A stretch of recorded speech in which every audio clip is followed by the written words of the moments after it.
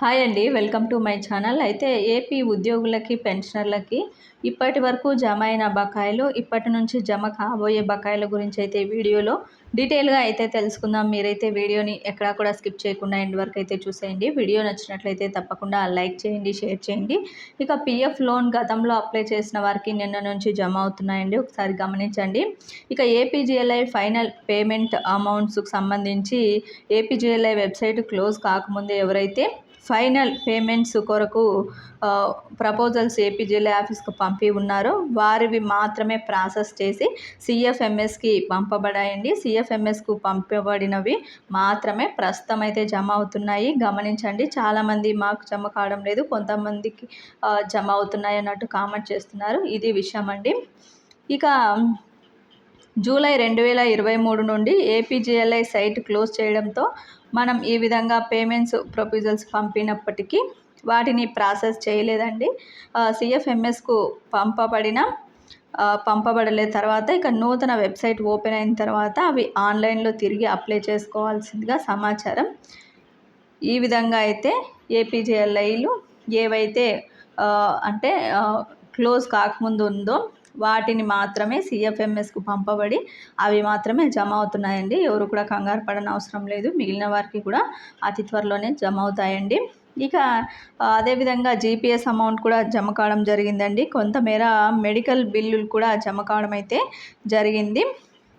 ఇక ఇప్పటి నుంచి జమ అయ్యే బకాయిల గురించి అయితే తెలుసుకుందామండి. జీపీఎఫ్ 946 కోట్లు సంబంధించి మార్చి 31 లోపు ప్రభుత్వం అయితే జమ చేస్తామనేది చెప్పిందండి. వాటిల్లో జమ చేయడం అయితే జరిగింది. ఏపీజీఎల్ఐ కూడా ఇప్పటి వరకు 313 కోట్లు, ఇక 200 కోట్లు అన్నీ కూడా మార్చిలోపు జమ చేస్తామని చెప్పింది. మొత్తానికి సైట్లో ముందు ఏవైతే ఉన్నాయో బిల్లులు పంపబడి ఉన్నాయో అవి మాత్రమే ప్రాసెస్ చేసి సిఎఫ్ఎంఎస్కు పంపి అవి జమ చేశారు.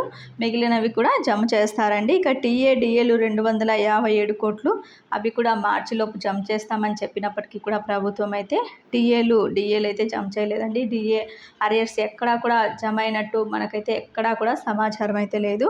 మెడికల్ రియంబర్స్మెంట్ 118 కోట్లు వచ్చేసి ఫిబ్రవరిలోనే క్లియర్ చేస్తామని చెప్పడం జరిగింది. చాలామందికి క్లియర్ కూడా చేయడం జరిగిందండి.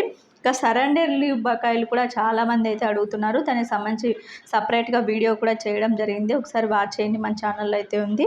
సరెండర్ లీవ్ బకాయిలు 2200 కోట్లు, 2021-22 సంబంధించి 300 కోట్లు మొత్తం కూడా మార్చిలోపు జమ చేస్తామని చెప్పినప్పటికీ కూడా ప్రభుత్వం అయితే జమ చేయలేదండి.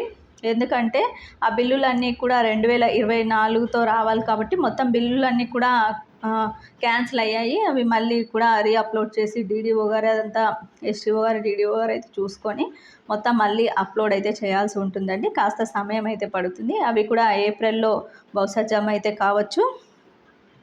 ఇక సిపిఎస్ డిఏ బకాయిలు కూడా 2800 కోట్లు మార్చిలోపు ప్రాన్ ఖాతాల్లో జమ చేస్తామని చెప్పారండి. చాలామందికి కూడా జమ కావడం అయితే జరిగింది. ఒకసారి అయితే చెక్ చేసుకోండి. సిపిఎస్ ఉద్యోగులకి వారి యొక్క ప్రాన్ ఖాతాల్లో సిపిఎస్ అమౌంట్ అయితే జమ చేయబడింది.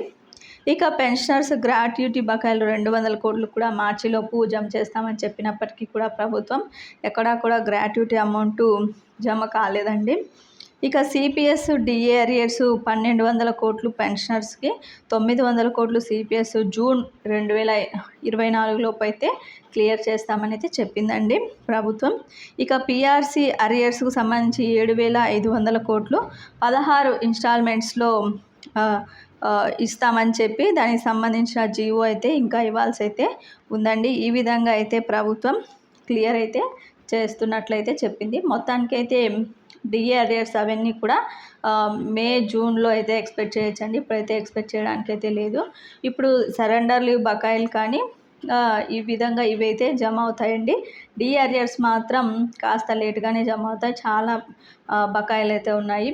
సగటున ఒక ఉద్యోగికి 2 లక్షల నుంచి సీనియర్ ఉద్యోగికి 4 లక్షల పైమాటే బకాయిలు ఉన్నాయి కాబట్టి ఇవి చిన్న చిన్న అమౌంట్ కాబట్టి ఈ జీపీఎస్, మెడికల్ బిల్లు ఇవన్నీ, ఎస్ఎల్సి ఇవన్నీ కూడా ముందుగా జమ చేసిన తర్వాత డిఏ అరియర్స్ అయితే జమ చేయడం అయితే డిఏ బకాయిలు జమ చేయడం అయితే జరుగుతుంది. అవి కాస్త ఆలస్యం అయితే అవుతాయండి.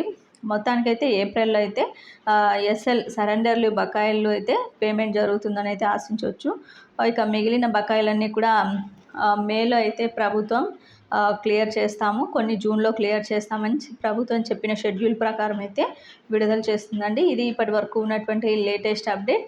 మీకు వీడియో నచ్చినట్లయితే తప్పకుండా లైక్ చేయండి, షేర్ చేయండి. ఇలాంటి ఇంట్రెస్టింగ్ అప్డేట్స్ కోసం మన ఛానల్ని సబ్స్క్రైబ్ చేసుకోండి. Thank you for watching.